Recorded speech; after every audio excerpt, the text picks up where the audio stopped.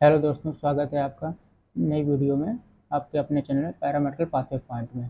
तो आज हम लोग जो भी लास्ट वीडियो आपने देखी होगी रजिस्ट्रेशन प्रोसेस की, उसके आगे का प्रोसेस और एक बार कमेंट आ रहे थे कि उसके फिल करके बता दीजिए, तो उसको कंप्लीट प्रोसेस फॉर्म फिल करने का क्या है वो हम लोग इस वीडियो में देखेंगे।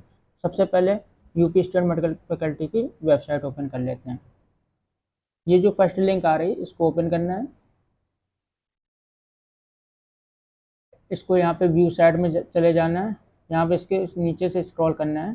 ये लिख के आ रहा है link for combined paramedical selection process. तो यहाँ पे ओपन करना है। तो इस तरीके का इंटरफेस आपको दिखेगा।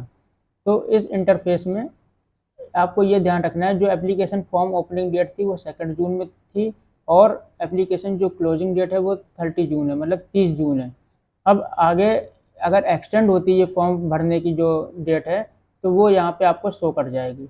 तो जिसने रजिस्ट्रेशन कर लिया था वो इस थोड़ा आगे वीडियो को स्किप करके यहाँ पे लॉगिन कर सकते हैं। रजिस्टर्ड जिन्होंने रजिस्ट्रेशन कर लिया था पिछली वीडियो देख के, नहीं तो इसमें पूरा कंप्लीट प्रोसेस दिखाया जाएगा। अब ये न्यू रजिस्ट्रेशन के लिए ओपन किया है। अब ये लोड हो रहा है।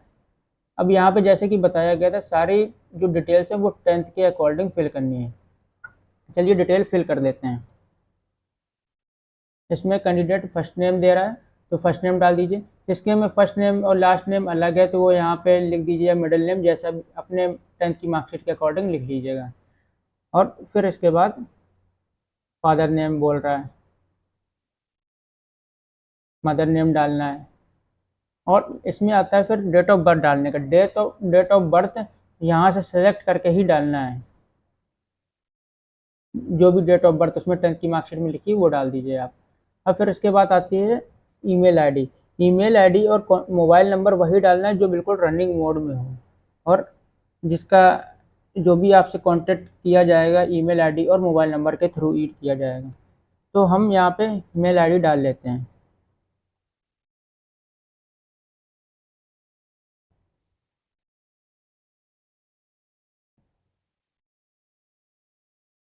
और यहाँ पे कंफर्म ईमेल आईडी डालते हैं। कंफर्म वही करनी है जो पहले डाली थी, कोई चेंज नहीं करनी है ईमेल आईडी।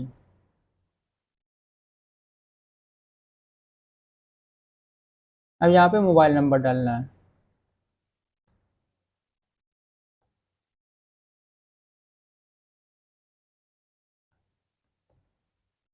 ओटीपी को जनरेट कर लेना है। ये आया कैप्चा कोड, यहाँ पर डालना है।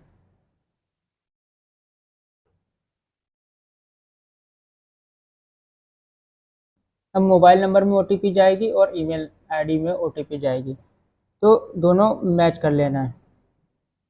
अब यहाँ पे ईमेल आईडी की ओटीपी डाल देते हैं।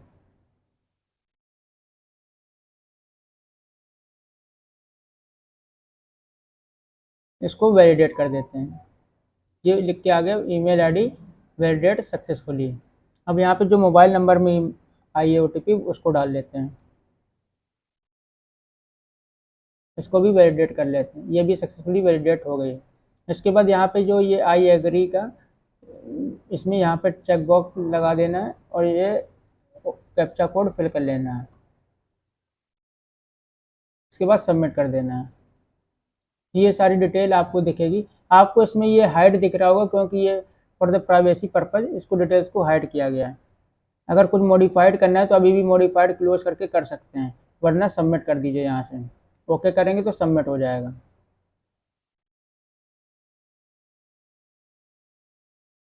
अब यहाँ पे जो भी इसका रजिस्ट्रेशन नंबर ये आपको यहाँ पे शो कर जाएगा, सीपीसी करके जो भी आएगा, और बाकी ईमेल आईडी और एसएमएस के थ्रू इसका रजिस्ट्रेशन नंबर, लॉगिन आईडी और पासवर्ड आपको सेंड कर दिया जाएगा।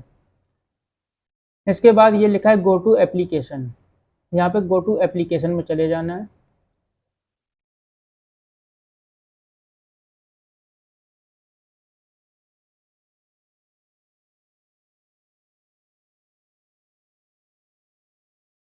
इसको क्लोज कर लेना है। ये सारी डिटेल आपने देखी थी, यहाँ पे इतनी फिल हो गई थी। अब यहाँ पे जेंडर फिल करना है, जो भी जेंडर है। इसके बाद मैरिटल स्टेट, मैरिड, अनमैरिड या डाइवोर्स, सेपरेटेड, विडो, जो भी लिखा है अपने अकॉर्डिंग फिल कर लीजिएगा। नेशनलिटी इंडियंस लिखा है, अदर्स लिखा है। अब ये लिखा है have you pass class 10th exam from Uttar Pradesh. इसमें अगर उत्तर प्रदेश से 10th एग्ज़ाम पास किया तो यस कर दीजिए, अदर कहीं से किया तो नो कर दीजिए। 12th एग्ज़ाम के लिए सेम चीज़ पूछ रहा है तो उसमें यस नो देख लीजिए। अगर उत्तर प्रदेश से किया तो स्टेट डोमिसाइल इसमें मांग रहा है। कैटेगरी कौन सी, ओबीसी है, जनरल है या एसटी एसटी, तो उसके अकॉर्डिंग आपको फिल कर लेना है। ओबीसी की अगर कैटेगरी लिखना है तो यहाँ पे date of issue of certificate, जो भी इसका डोमिसाइल सर्टिफिकेट या निवास सर्टिफिकेट जो है वो कब इशू किया तो उसकी डेट लिखनी है और सर्टिफिकेट नंबर लिखना है।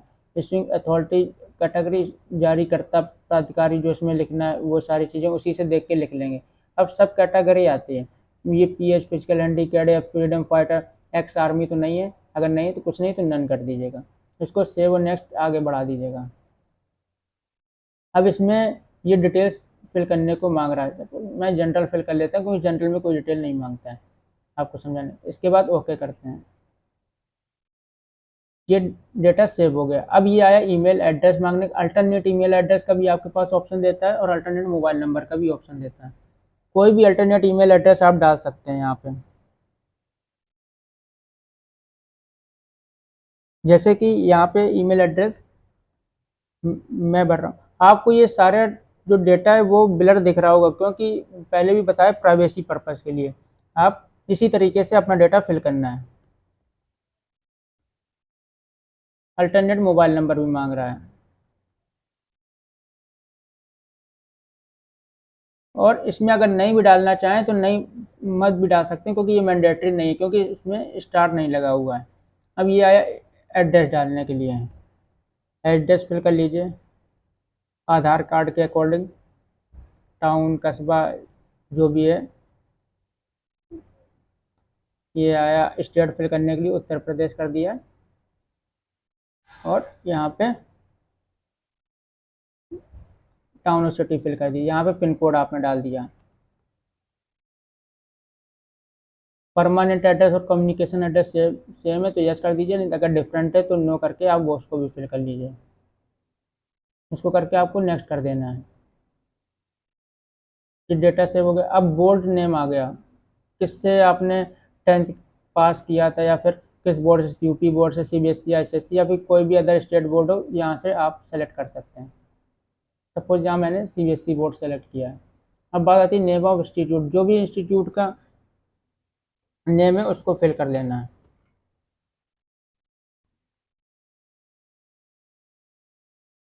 रिजल्ट, रिजल्ट किस में आता है, सीजीपीए में है या परसेंटेज में, परसेंटेज में तो आप नंबर डाल दीजिए जितने भी मार्क्स हैं। यहाँ पे डालना है मार्क्स ऑब्टेंड, मतलब कितने मार्क्स आपने टोटल मार्क्स ऑब्टेन किए, कितने प्राप्तांक हैं कुल प्राप्तांक, और मैक्सिमम मार्क्स में डालना है कि टोटल मार्क्स कितने का है अधिकतम मार्क्स। तो 500 नंबर का होता है तो 500 डालिए, 600 का है तो 600 डालिए। अब ईयर ऑफ पासिंग, किस ईयर में आपने पास किया है। अब सेम डिटेल 12th के लिए डालना है, 12th किस बोर्ड से किया, कौन से इंस्टीट्यूट से किया, तो वो इंस्टीट्यूट का नेम डालना है आपको। नेम फिल कर लेते हैं। अब रिजल्ट टाइप, इसमें भी सेम चीज़ सीजीपीए में देता है या परसेंटेज में देता है तो परसेंटेज डाल दीजिए। अगर सपोज यहाँ पे यूपी बोर्ड आपने डाल दिया तो रिजल्ट में भी वही रिजल्ट टाइप, मतलब सीजीपीए में आया कि परसेंटेज में आया, परसेंटेज में आया तो सेम चीज़ वही डालना है। मार्क्स ऑप्टेंड, कितने मार्क्स, सपोज आप 350 मार्क्स आउट ऑफ 500, मतलब अधिकतम अंक, परसेंटेज ऑटोमेटिक कैलकुलेट करके दे देगा।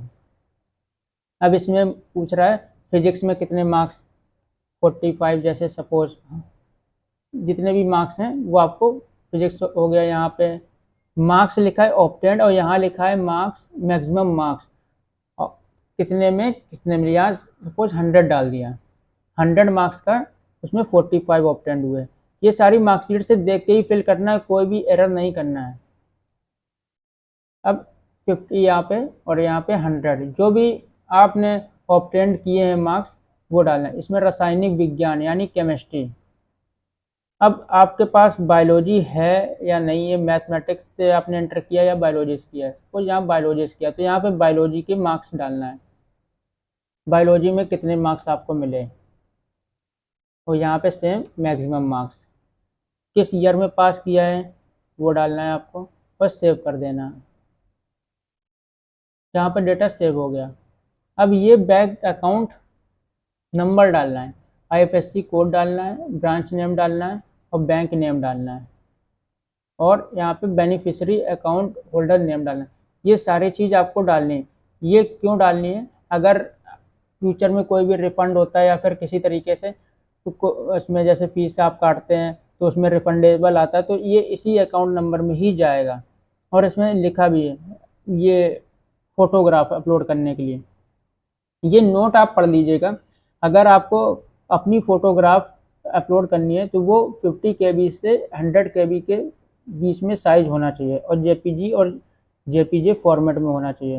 और यहाँ पे लिखा है सिग्नेचर आपको जो करना है अपलोड करना है, सिग्नेचर करके अपलोड होता है इसमें, तो वो 80 KB तक साइज़ होना है, 80 KB से अबव नहीं होना चाहिए, मतलब 80 KB की जो साइज़ है उससे ज़्यादा नहीं होना चाहिए।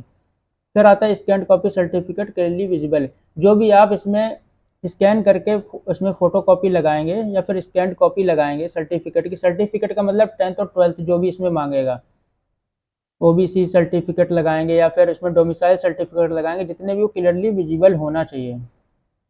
अगर EWS आपके पास सर्टिफिकेट है तो उसको भी आप अपलोड कर सकते हैं फॉर बेनिफिट के लिए। तो यहाँ पे सपोज आ रहा है सबसे पहले अपलोड पासपोर्ट साइज़ फ़ोटोग्राफ। तो यहाँ से क्लिक केयर करेंगे और यहाँ जाएंगे, जितना भी आप डाउनलोड में डेस्कटॉप में या फिर मोबाइल से आप फिल कर रहे हैं तो वहाँ से फिल कर लेंगे, इसको अपलोड कर देंगे। सेम प्रोसेस है सिग्नेचर के लिए, 10th स्टैंडर्ड मार्कशीट के लिए, 12th स्टैंडर्ड की मार्कशीट के लिए। और इसमें लिखा है please upload the scan copy of cross check front page of bank passbook. जो भी आप अकाउंट लगाएंगे उसमें यहाँ पे अकाउंट नंबर लिखेंगे, IFSC कोड लिखेंगे, ब्रांच नेम लिखेंगे, उसकी चेकबुक होनी चाहिए। चेकबुक में एक क्रॉस्ड एक लाइन हम यहाँ पे अटैच कर देंगे, किस तरीके से होना चाहिए, तो उसमें क्रॉस करके वो फ़ोटो अपलोड करनी है इसमें स्कैन कॉपी उसकी। तो ये सारी चीज़ें आपको अपलोड करनी है। याद रखिएगा साइज़ और विजिबल होनी चाहिए। साइज़ जो भी दिया है 50 से 100 या फिर 80 अप टू, तो उसमें ही साइज़ रखना है। या फिर इसके बाद आता है ये फ़ीस पे करने का। टोटल फ़ीस ये है 2000 रुपीज़। 2000 यहाँ से आपको फ़ीस पे करनी है। अगर आप यहाँ से करना चाहें तो यहाँ से कर देते हैं। ICICI आपको 2 ऑप्शन दिए गए हैं, तो किसी भी ऑप्शन के थ्रू आप यहाँ क्लिक कर लीजिए और इसमें चेक बॉक्स में आप इसमें चेक बॉक्स लगा दीजिए। और ये दिया कैप्चा कोड बनने का, कैप्चा कोड भर के आप यहाँ से सबमिट करेंगे। तो सबमिट करने के बाद आपको एक बार प्रीव्यू देगा, फिर उसके पहले आपको प्रीव्यू कर लेना है, फिर आपको सबमिट करना है कि सारी चीज़ें सही हैं, कुछ गलत तो नहीं है। उसके बाद आपको सबमिट करना है। सबमिट करेंगे फीस पे हो जाएगी, तो आपका ये कंप्लीट जो फॉर्म है आपका फिल हो जाएगा। अब फिर उसके बाद जब चॉइस फिलिंग आती है या फिर कौन सा कॉलेज आपको उसमें फिल करना है और कौन सा काउंसलिंग के टाइम जब भी इसका रिजल्ट आता है, रिजल्ट आने के बाद कहाँ पे कौन सा कोर्स आपको फिल करना है, वो सारा बाद में होता है। तो एप्लीकेशन फॉर्म केवल यहीं तक का था और यहाँ से इस वीडियो को एंड करते हैं। और नेक्स्ट वीडियो में या अगली वीडियो में आपके डिमांड के अकॉर्डिंग क्या कट ऑफ जाता है इसका, और कौन सा कॉलेज लेना चाहिए, किस कोर्स में एडमिशन मिल जाएगा, या आपके जो मार्क्स हैं उसको आप कमेंट बॉक्स में बता सकते हैं। उसके अकॉर्डिंग यहाँ पे जो भी पिछला कट ऑफ गया उसके अकॉर्डिंग बेस्ट कॉलेज और बेस्ट कोर्स आपको नेक्स्ट वीडियो में प्रोवाइड कर दिया जाएगा। आप कमेंट सेक्शन में लिख सकते हैं। ओके, थैंक यू, मिलते हैं अगले नेक्स्ट वीडियो में।